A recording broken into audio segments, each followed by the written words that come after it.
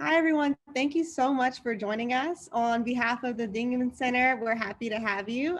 Welcome to Being Black in Entrepreneurship. A bit of housekeeping items, everything's going to be recorded. And so if you're okay with that, we'll move forward. If not, then perhaps you can turn off your camera.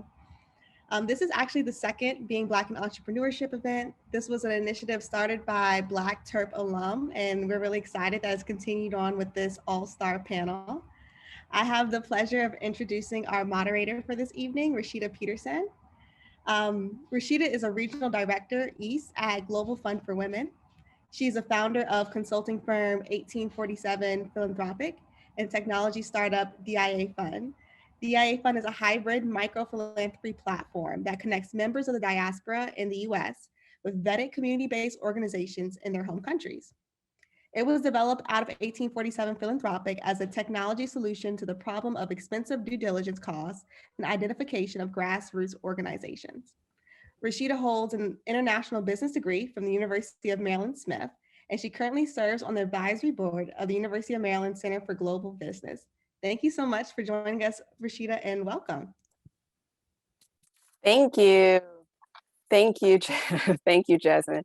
I really appreciate that kind introduction. And thank you all for attending today. Thank you to the Dingman Center and the University of Maryland for organizing this discussion. I encourage everyone, if you feel comfortable, to turn on your camera for video. We have some really special guests today, and we want this to be more conversational. So if you do feel comfortable, we'd love to see your faces, and I already see some faces, so thank you very much. As we hopefully are all aware, February is Black History Month, and the contributions of Black people to the world, and most definitely the United States of America, are enormous. And so I am really excited to be here today with two Black entrepreneurs that just happen to be Black. And I hope to have a really interesting conversation with them today about, how they created their businesses. We're going to open it up for questions. And like I said, we really hope that this is going to be a conversational, we hope to get into some really nitty-gritty challenges and successes and small victories and large victories today. So I am really excited to introduce Sarah Frimpong, who is the CEO and founder of Well Found Foods in Washington, D.C. I'm hungry, so I really would love some Well Found Foods right now. She has humble beginnings. I wouldn't say that, but she has now grown this organization and company into a full-scale, wholesale, fresh grab and go sandwiches, salads, grain bowls, breakfast items, and she has over 50 sites in the region, which is awesome. In late 2019, Well Found Foods began testing its smart markets, which I hope Sarah can give us a little bit of information about that, to give people access to healthy food options, particularly for time crunch people. So no Grubhub, which is good, healthy food. Really excited to hear about that. And prior to founding Well Found, Frim, who she likes to be called by, worked in B2B sales for a well-known event startup based in Bethesda, Maryland. So very regional. We're excited that Frim has joined us today. And Ronnie Coleman. Ronnie and I were in an incubator together, so I'm excited to see Ronnie again today. Ronnie moved to the US from Ghana when he was 19 years old. He has a really interesting background because he dropped out of college and was struggling to find stable work. And then he happened upon a job at a tech startup where he excelled exceptionally, Black excellence again. And he became a founding team member at the VC-backed Stay in Touch, which grew to 100 employees and was acquired by Sinchi Group in 2018 for $40 million. So hopefully Ronnie can give us some funds, maybe can invest in some of our startups. And since then, Ronnie has been working on Meaningful Gigs, which is a really cool company that basically helps people, really focus and make money off of their passions and their creative talents. And I've seen Ronnie work on the Meaningful Gigs since, I guess it was a year into the accelerator. And it's been really cool to see him develop and grow the company and all of his colleagues over there. And so Meaningful Gigs has been has helped and created 100,000 skillful jobs for Africans. Well, that's their goal, to create 100,000 skillful jobs for Africans by 2028. But I know Meaningful Gigs has also supported organizations in the US. So we are excited to hear from him too on how that's been going. So Ronnie and Frim, thank you so much for joining us today. I am going to start off with asking you all, maybe Frim, if you can go first, to just give us an update on what you've been up to and how things are going with your company. And then Ronnie, if you can do the same, that'd be great. Awesome. Well, thank you guys for having me here. So like you said, I started WellFound back in 2013. And up until about 2019, our main business was the wholesale side. However, in 2019, we started putting our smart markets in the field. To answer your question, Rashida, the smart markets are essentially tech-enabled vending machines. So we started putting those in the field in late 2019, and we continue to do that in 2020. And we actually closed a round at the end of last year to fully grow that business and take advantage of the opportunity that COVID had kind of created for that business model. So we wrapped up our round at the end of last year. Some of our investors are on this Zoom as well. And now what we've been up to is deploying our machines. So a good chunk of the funding went towards getting more smart markets to put into the field.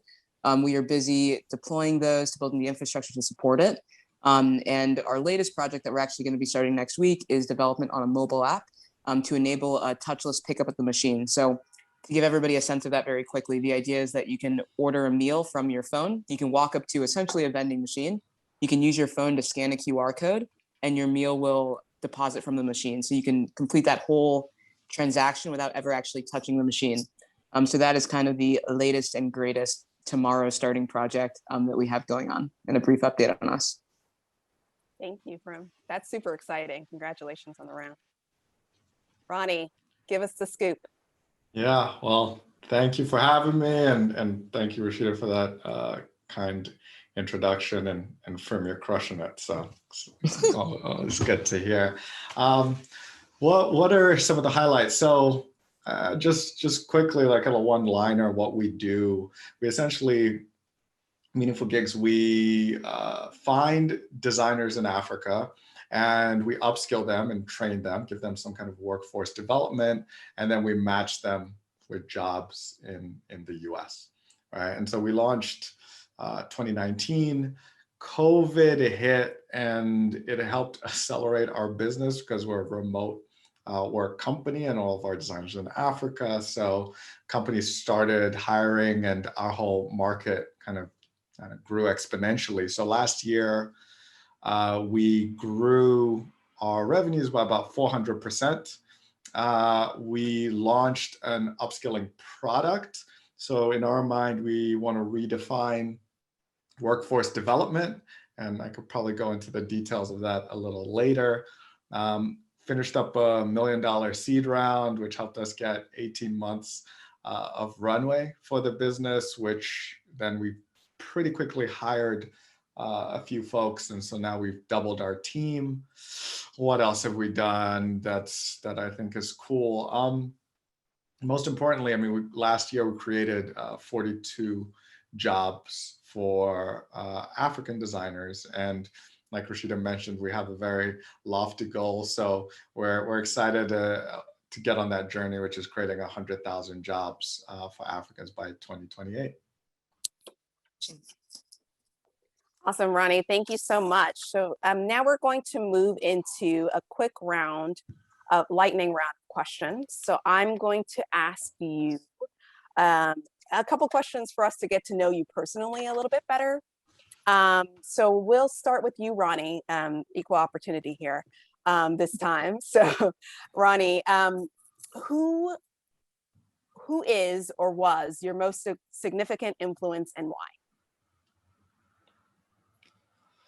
Who is and was my most significant influence? I've had a lot of pretty awesome influences in my life, but I would have to give it to my first coach, who is my mom.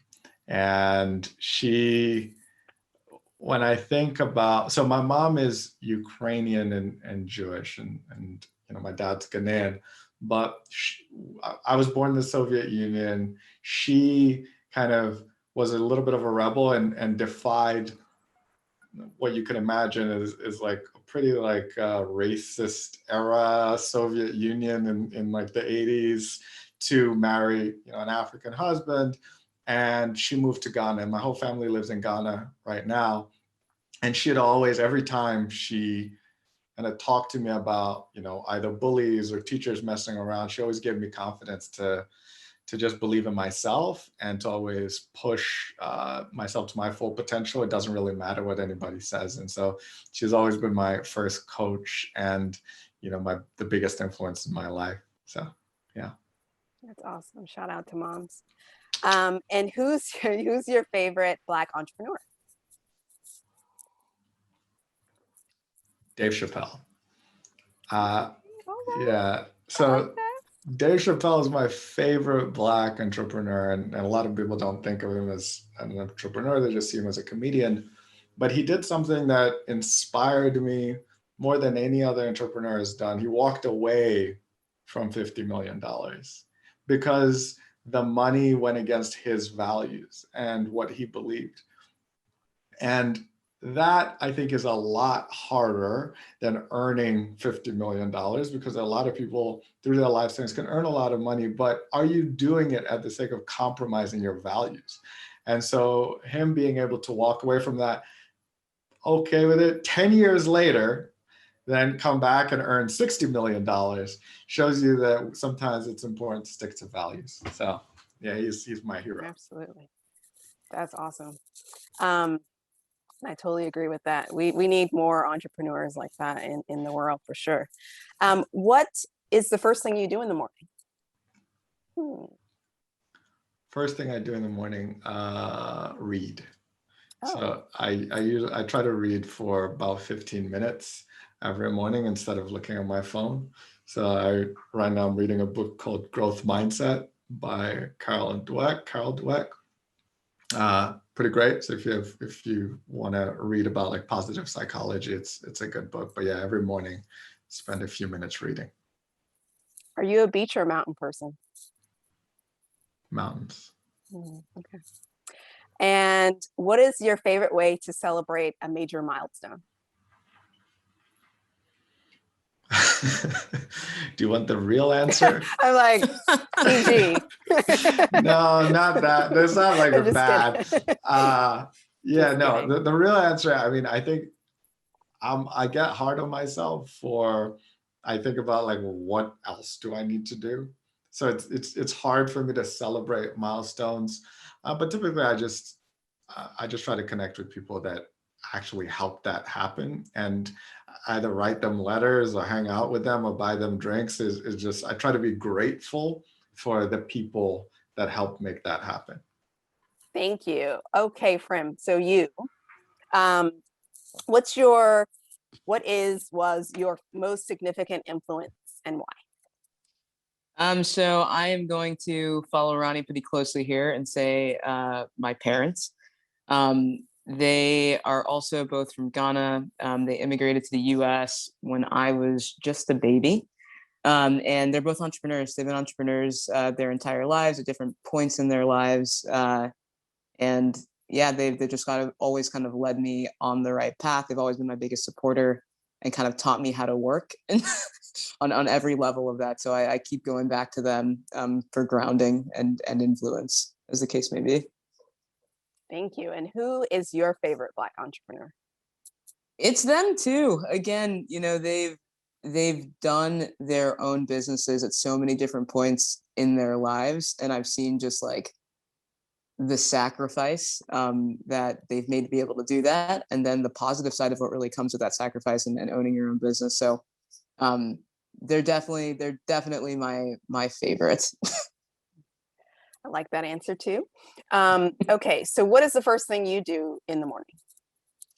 I'd like to say it's every morning, but I'd say most mornings what I'd like to do is get some kind of exercise. I think for me, like, especially with our kiosk business, you never know what your day is going to look like. And so I try to make sure I do whatever it is I actually want to get done in the day, like before 7:30. And then, my day belongs to my to-do list. So I'd like to think I sweat every morning, most mornings.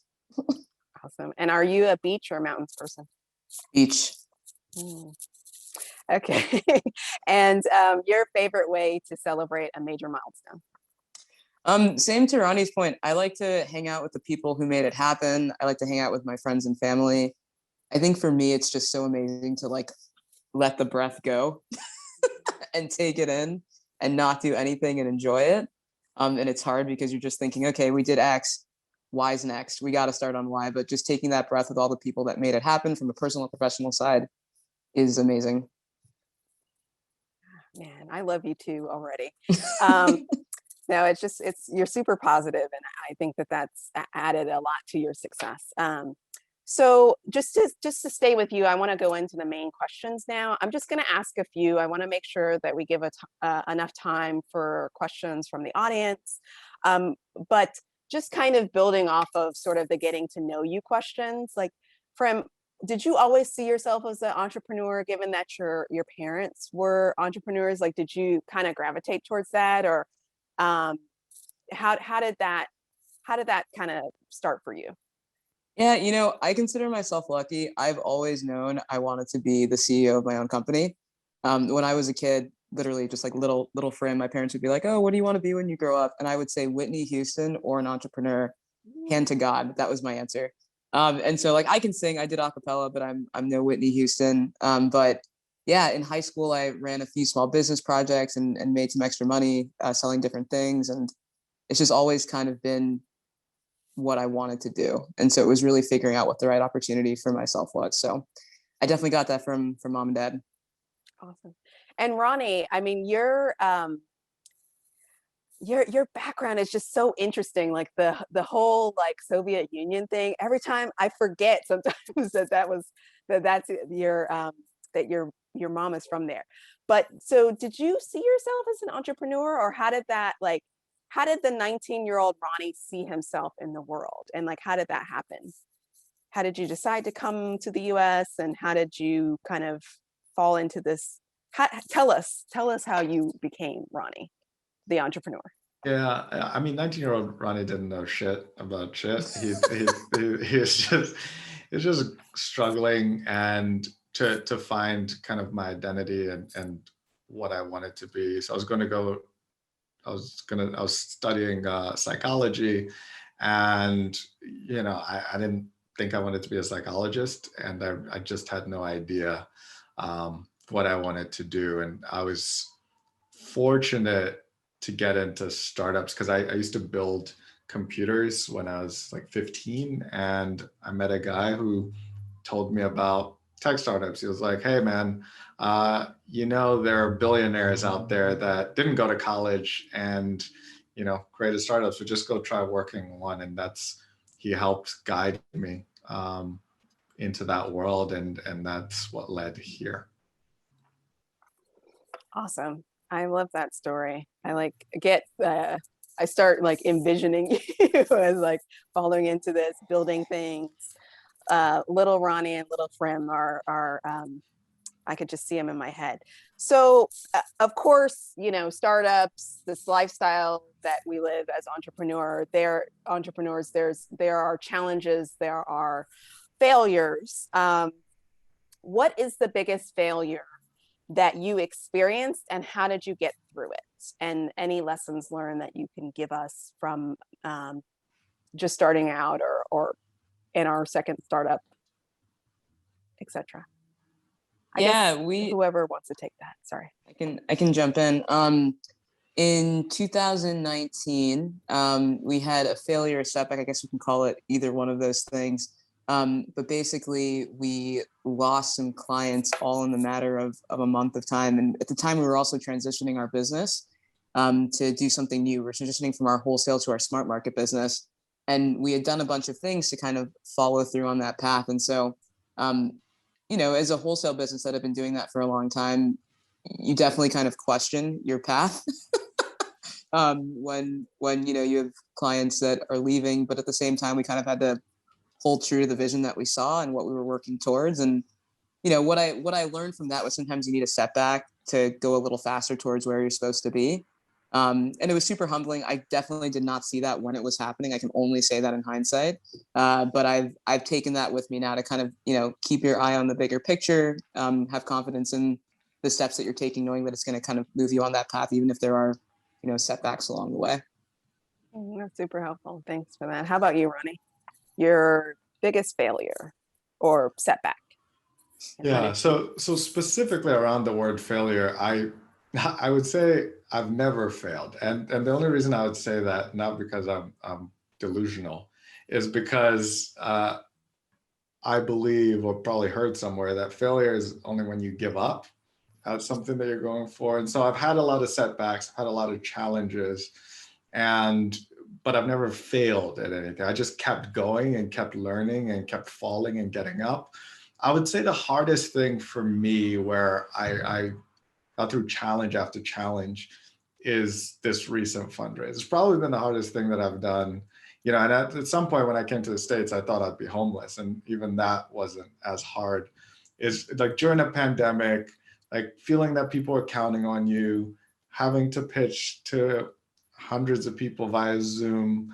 It was just setback after setback, challenge after challenge. And, so if I talk about like, hey, we got $1 million, it was a pain in the ass. It wasn't like, oh, cakewalk. It's brutal, right? Yeah.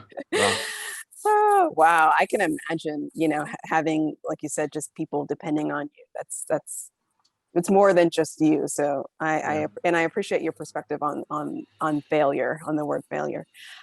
So I'm just going to ask maybe one or so more questions while I'm asking questions. Feel free to put some of your questions in the chat so that we can are we going to do we're going to have people ask their own questions, right? Well, they can do it either way. Okay. If they don't feel comfortable asking, then we'll read them for you, but feel free to post in the chat or ask live. Okay, perfect. So while everyone's thinking of their questions for you all, I am really interested in kind of hearing from you about, there are all of these statistics that are, that come out frequently. And now with, given that it's Black History Month, we're seeing all of the announcements and kind of like, oh, we're going to be doing this thing for Black history and Black entrepreneurs. And then we know the data, that Black founders only account for 1% of venture capital funding. And, a smaller portion of that goes to Black women entrepreneurs. And I'm just really interested in your perspective on that. And, with all of the interest in Black founders and talking about Black founders, what are the things that actually would be helpful? I'm really interested in understanding, like, from your perspective, you see a lot of announcements. I just saw today that Bank of America just announced like $10 million for, I didn't read the whole press release, but it was something related to some center and for Black entrepreneurs. So, Ronnie, just maybe you can start just given your experience with raising and, what do you think about the numbers? And then what do you think about what actually would be helpful for Black entrepreneurs or Black founders? That's an interesting question for many reasons. I don't think I have the right answer for what would be helpful, because America is an interesting place with a lot of history and like underlying systemic challenges that go way deeper than fundraising and venture capital inequality, and frankly are way more important than like whether startup founders get money. But what I would say that I know just based off of research is that negative stereotypes hurt the person that hears them. So some of you might know this, might not, but for instance, let's say that that there have been countless studies that have done that say if you're a woman, for instance, that when the stereotype is that you're not good at math or engineering, right, and somebody reminds you of that stereotype, and then you go take a test, you're more likely to score lower when that stereotype is in your mind. Same with being Black. And this is just like a psychological phenomenon that when people keep hearing that they're not good enough, they're more likely to not be good enough. And so when I read a lot of these stereotypes, these statistics, while true, I feel that the way that they're framed, they're doing more harm than good. And if every day somebody keeps hearing that, like, hey, founders of color don't get funding, women don't get funding, it's only this percent, then it just becomes exponentially harder for anyone to do it. I was talking to a woman who's brilliant. She's super smart, like has a lot of accolades, started her company. And I remember talking to her and asking her if she was fundraising. And she said, I stopped, I gave up. And I asked why. I was like, I didn't know what it was. And she said, because, the statistics are true and people don't want to fund me and my business is perfect. And she was like, my business is great, everything is great, but they just don't want to fund me because of the statistics. And that, it's not true, because if she thinks her business is perfect, that's already a challenge, because you have to think that you always want to get better. But B, she'd internalized this thing that this stereotype that exists and used it as a bit of a crutch. And not saying that she won't go out and fundraise or that she needed to fundraise, but the fact that this statistic had made her kind of give up on it hurt me a lot. And I think framing is important. So what could we do differently? I think it's just not that like Black people are struggling and these corporations need to come out and give handouts, which is what it looks like now. But something different. The story has to be different. And I'm not sure what the answer is, but there has to be a different story that's told.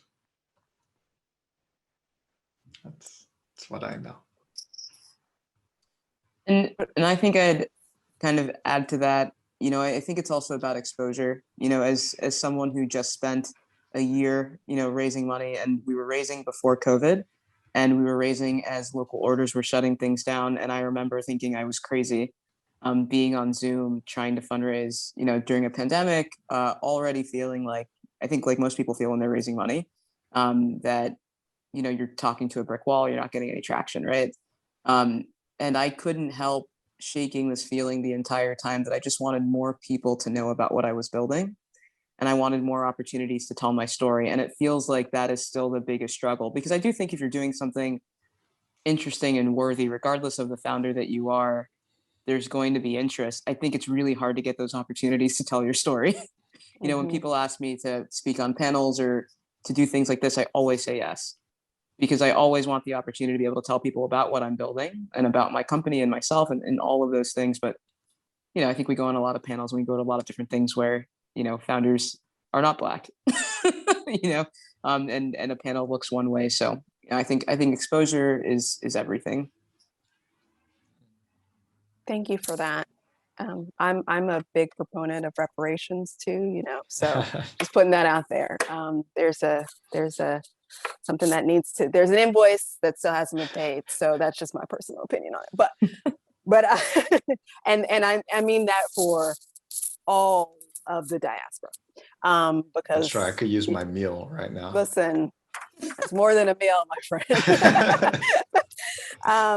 Okay, so I think that I'm going to open it up. I think we are at a point where we have a couple of questions in the chat, and so I'm going to go to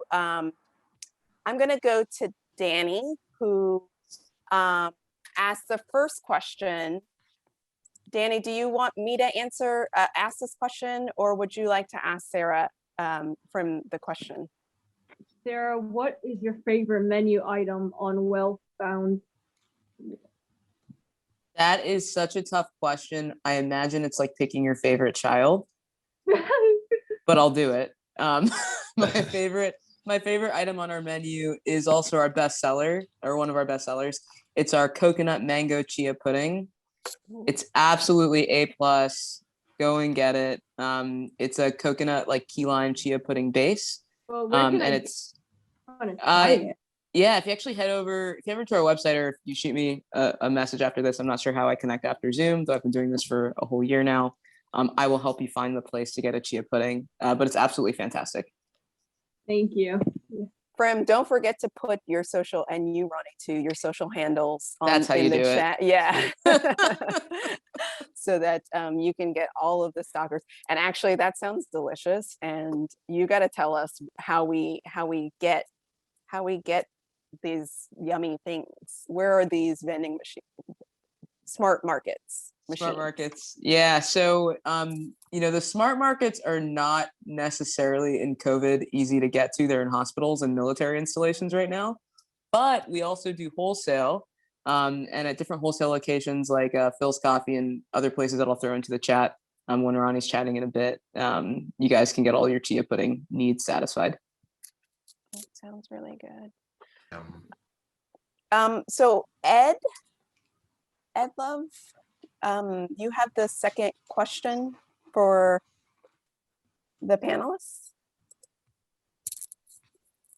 Yes, I do. Okay, I guess I'm gonna read it out. So my question was, is there any advice you would give to like a new startup regarding rejections? I've been saying something a lot to my team lately every time we get a rejection or something happens, and I've been going, they probably think it's really cheesy, but I'm like, well, this challenge sounds like an opportunity. An opportunity to fill in the blank, right? So I would say with rejection, I'd apply the same thing. A rejection is an opportunity. There's always something, and Ronnie made this point earlier too, talking about failure. There is something you can get out of that if you take the time to find it.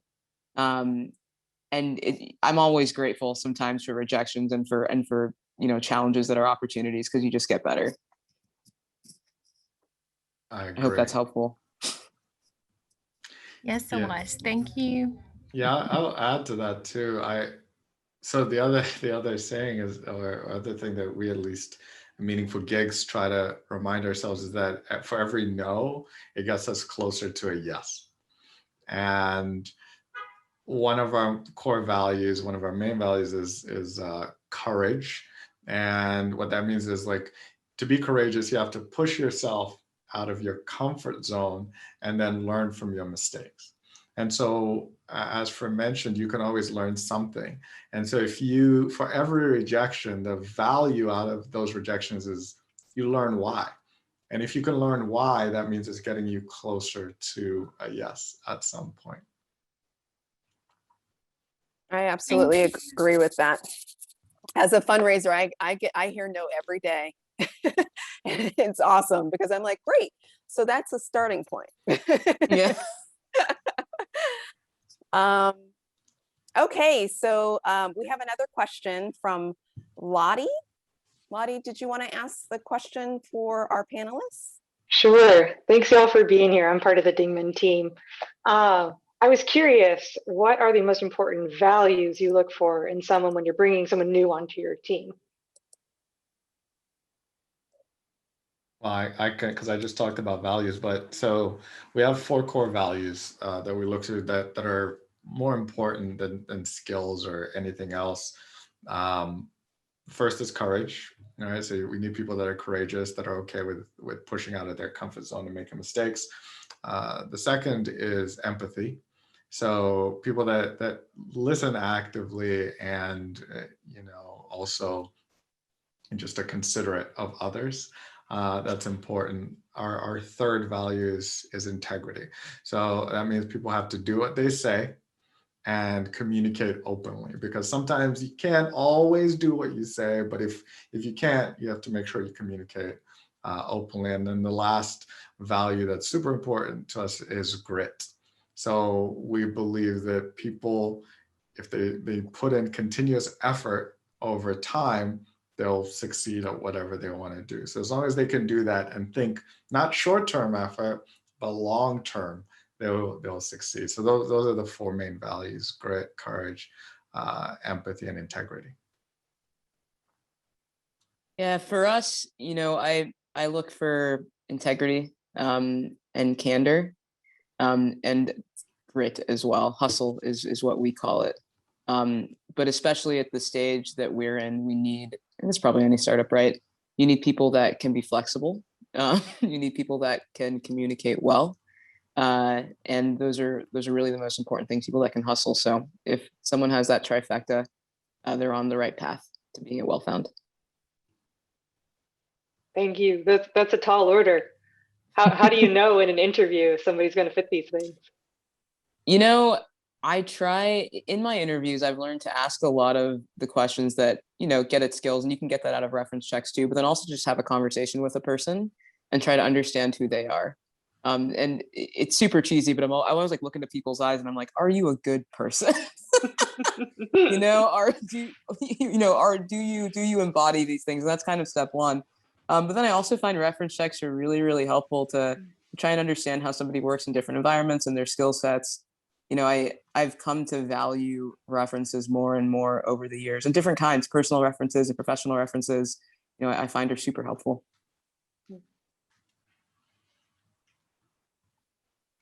Thank you for that question.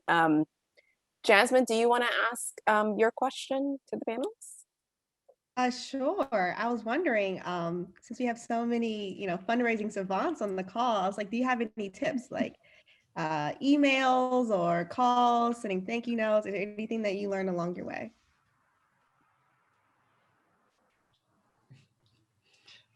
Hey, I think savant is a gross overstatement. I was gonna say, it's like, I'm no savant. It's definitely, so it's my first round that we raised, so there's a lot more to learn. What I learned that I didn't know before, that was super important, was not to amass a list of investors or people that I need to start trying to create relationships with investors, but rather forming relationships with founders that have made investors money. So from talking about the value of references, is the same thing in the VC world. What would happen is if you have a relationship with a founder, it's not as transactional, right? You just go to them for advice. They can guide you over months. And then when you're fundraising, they will then connect you with a VC that they've made money. And so then you're that reference, and there's less pressure on you. It's not about pitching, because that's not how relationships are made. You build a relationship with somebody, and the easiest person, or at least the best person for you as a founder, is to have a relationship with another founder. And if they like you when you're raising, they will make an introduction to VCs, and that goes a long way. I completely agree with that. And I didn't connect those dots, Ronnie, until you just said it. You're 100% right. That's huge. Thank you. I'd also add leaving no stone unturned, but also like keeping your faith. I pitched so many people for so long, and there were so many times where I thought, what am I doing? And then you get to the end of the race and you've done it, and it's just building one good relationship and knowing that you're going to get better at the process, because it's kind of a skill, right? It's a muscle that you kind of have to flex. And, I trust with our next round, we'll be even, better at being able to have those conversations. But it's a learning experience. It's a whole other, part of your job description. Yeah. In addition to cleaning the toilets. All kinds of things, fixing vending machines. Everything. It's everything. Sarah, did you want to ask your question to the panelists? Sure, but before I do, maybe I'll ask you to add to that, Rashida. Your perspective on fundraising is a little different from your experience in the nonprofit space. What tips do you have for our students who are interested in nonprofit fundraising? Yeah, that is a good question. I mean, I think it's a little bit different because, you know, you're fundraising for a cause, and I think that for nonprofit and charity, it's a little bit easier for people to get people to buy into their emotion to give. So I think that, you know, I kind of joke sometimes that I'm like a part-time stalker. That's not really true, but it kind of is, but it isn't. But what that means though is that I feel like I could get to anyone. I'm like, okay, how do we get to Beyonce? Which I'm still actually trying to actively working on. But we, in our organization, Global Fund for Women, we just actually received a really large gift from Mackenzie Scott, Jeff Bezos's ex-wife, and she, we like my boss and I were like, how do we get to her? How do we figure out like who we can talk to, you know, back into getting on this list? She's given away like $6 billion so far to nonprofit organizations and social ventures. And we like sat down and like came up with a strategy and like figured it out and was able to get a huge check from her, which we are very thankful for. And I think that it's that grit part, you know, that kind of tenacity, not being afraid to hear no. And to me, no is like again, like I said, like a starting point. I'm like, oh, okay, cool. Like I like to get the feedback, even if it's a no. You know, that's an opportunity to kind of understand like what the person may be of interest, like what their interests are, and like moving forward, you know, building that relationship. Most fundraisers on the nonprofit side only stay with an organization between 2 and 3 years. Some stay a little bit longer, but you will find that a lot of fundraisers, I've been fundraising for like 15 years. A lot of fundraisers will have donors that basically follow with them, or you can pass on donors that, like, I used to be working solely on Africa related nonprofits. A lot of my funders I brought into, you know, Global Fund for Women. So it's, you know, it's like one of these things where it is really relationship based, and, you know, don't be afraid to jump out there and get a no. You do have to be a really good writer and a good communicator, because that's really important. Thank you. So now I'll ask my other question, which is what books, podcasts, videos, etc. do you all recommend for the aspiring entrepreneurs in the audience? I know Ronnie mentioned one, but what else do you feel like has really helped you become a stronger founder? I love listening to Masters of Scale. I was listening to their Let Fires Burn episode, re-listening to that this morning. Very good for us. And I recently just finished, I'm gonna kind of butcher the name, but the Purple Cow book, the very short one on marketing. And I've really been enjoying that so far. Yeah, Seth Godin, it's a good writer and entertaining. What have I mean, since it's Black History Month, so Black Fortunes is a good book. So this is a book that tells the story of Black millionaires that were slaves before or came out of slavery. So it's the first Black millionaires in America, which really gives you some perspective. So if you think it's hard now, you know, reading that somebody had to go through slavery literally, and then come out and was still able to persevere and amass a fortune, it just shows you that, man, like we have some willpower in us, and it's a great book. It's a great book to read, because I remember one time I Googled like biographies about Black billionaires, And then Google came back and said, did you mean millionaires? So you know, whenever there's a book or a story, it's called Black Fortunes, and yeah, it's good. Black Fortunes.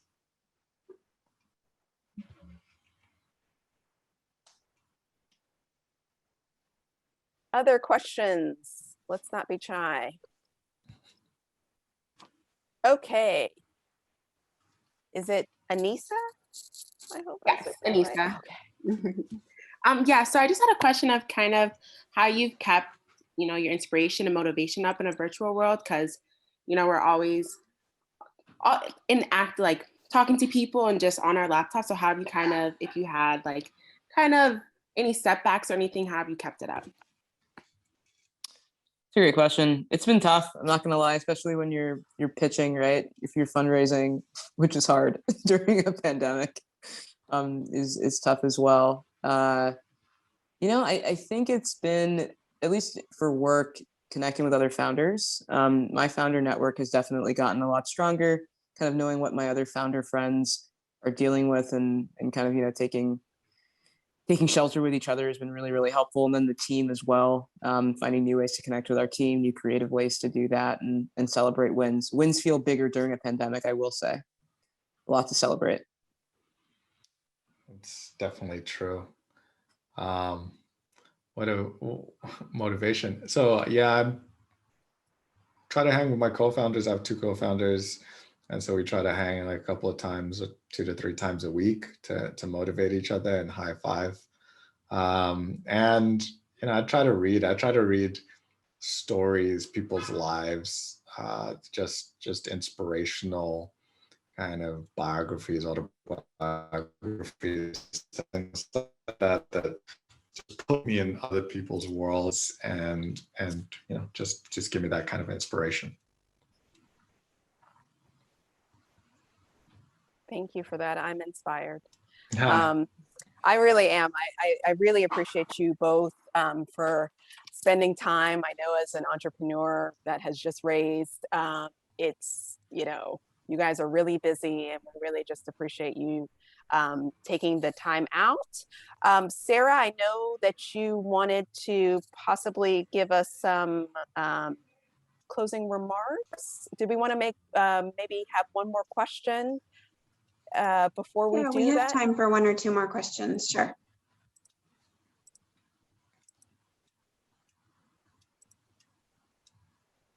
I'll ask a question. I'm Holly DeArmond. I'm the managing director of the Dingman Center. A lot of the young entrepreneurs on this at this event tonight, they're idea stage. They're pre-customer. So tell us how you got that first customer.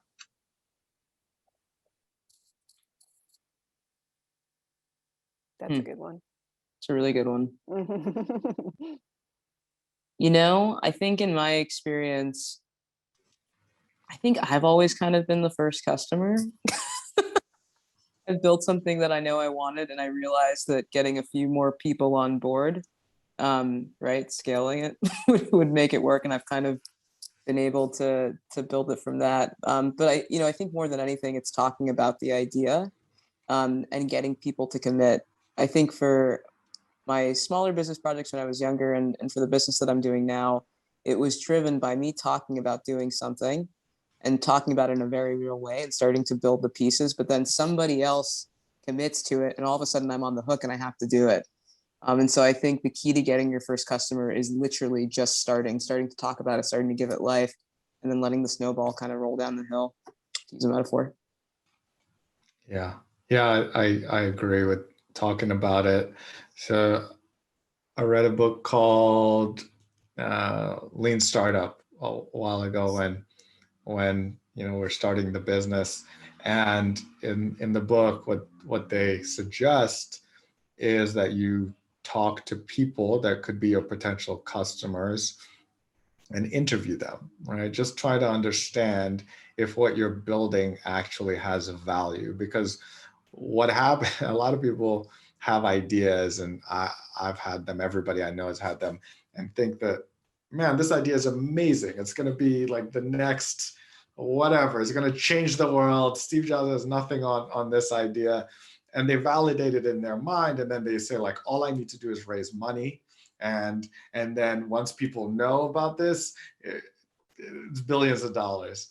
But all you need to do is just think about your customer, go talk to them, say, hey, this is the idea I have. And if you talk to maybe 20 people, you'll understand, A, if your idea, it has potential customers. And what happens with that is, if the people that actually like that idea will end up being your customers. So this is how it worked for us. We talked to maybe 50 people beforehand, just getting their information and understanding whether they would find value in hiring designers. And then at the end of 2 months or 3 months, we say, hey, we've got this group of people that could solve this problem. And they're like, okay, great. Yeah, well, be a customer. It's not that easy, but just the general idea. You talk to people, one of those people, if your business makes sense, will eventually become a customer. And that's what worked for us.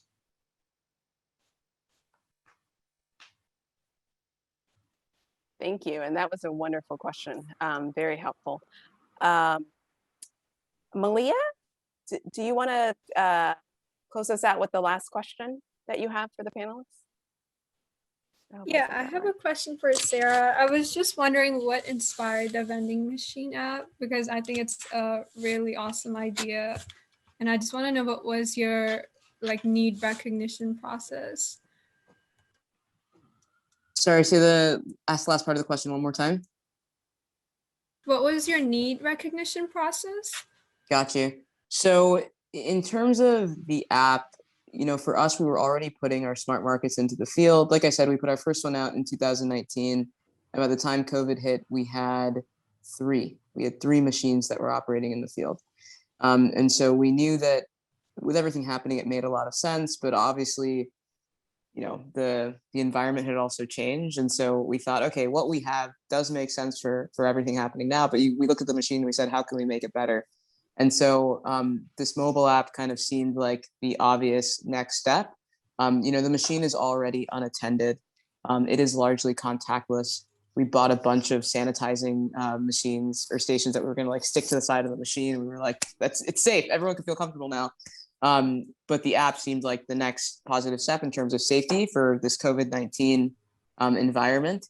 But then also from an operational standpoint, giving people the ability to pre-order, prepay for food, build a subscription and things like that also made a ton of sense. And so based on those two things, we decided to move forward with the app, and it was a significant part of the raise that we finished last year. Yeah, I really commend you for this idea. I feel like it's very ahead of its time, but in a really good way. Thank you. I appreciate it. We all want that chia pudding.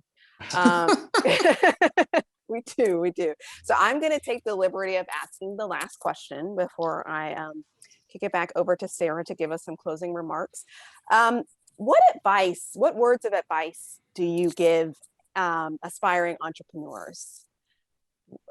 If they put a plaque on the wall to say the few things that you would give in terms of words of inspiration and encouragement, what would those words read out? I would say get started. I'd keep it simple. Just go. I think it's really easy to talk about what you want to do, but man, going is tough. But if you can get going, like I said, you just build momentum and you're rolling down that hill. Get started. That's what I have. That's great. I think so. I have a similar suggestion, which actually goes to the fear of why people don't get started, which is lack of courage. And I think Maya Angelou said that courage is the highest virtue, because without courage, you can't practice any other virtues. And so if you were to write something, it's just be courageous, push yourself out of your comfort zone, and just learn from your mistakes. And I think if you remember to be courageous, push yourself out of your comfort zone and learn from your mistakes, you'll end up doing great things. Thank you for those inspiring words. Sarah, I think it's, I've done my job. So crushed it. It's now on you to close us out. Thank you very much for inviting us. And thank you to Ronnie and Prim for all of your words. Sarah, thank you so much. It's over to you. Thank you, Rashida. Hello, everyone. My name is Sarah Harold, and I'm the Director of Venture Development at the Dingman Center for Entrepreneurship and the Chair of the Smith School Diversity and Inclusion Committee. First, I just want to extend my sincerest thanks to our moderator, Rashida Peterson, and our two stellar panelists, Ronnie Coleman and Sarah Frimpong. So we really appreciate you being here with us tonight, and thank you so much. I would also like to thank my team members who made this event possible, in particular, Haley Mates, Stan Smith, and Jasmine Sneed. We appreciate everything you did to make this happen. So before we wrap tonight, I just want to remind all of our student attendees that at the Dingman Center, our mission is to create an inclusive environment where we educate, empower, and equip students with the business skills needed to be an entrepreneur and the resources necessary to make their business ideas a reality. So to all of you who are now inspired to pursue your entrepreneurial dreams, we can help you. We have tons of programs and resources that make launching a venture so much easier. As you heard tonight, it can be really hard. And one of the great things about being in college or graduate school is that there are resources that you can take advantage of. So let us help you. A great place to start is by making an appointment at a Dingman Fridays advising session. And to learn more about this and all the other things that we have going on, you can follow us on Twitter, Instagram, Facebook. You can also go to our website, which is go.umd.edu/Dingman. I'd also like to invite our panelists to drop their social handles in the chat right now before we leave so that people can follow you on your channels of choice. With that, I just would like to thank everyone for joining us this evening. It was great to see you all. It was great to celebrate Black History Month with you. And good night. With that, we'll conclude. So thank you, everyone.